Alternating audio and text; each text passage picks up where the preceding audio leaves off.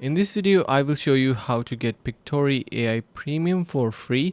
So let's just begin. Now, first of all, what we need to do over here is you can see if we head over to our subscription, you can see they do have various plans offered over here, but you can get actually a free version of them as well, and that is by using your free account. So create a new account, and once you have that, you can see we have 14 days trial activated, and this is going to be providing you most of the features inside this that you can use. So if you head over to your project, you can see we have our script and visuals already added, and these are the part of premium because you do not get them for free, and you just need to create a new account to get Pictory Premium for free. So you can also get them on 40% off using the link in the description below, so make sure to head over to the link and access that. So I hope this helps. See you in the next video.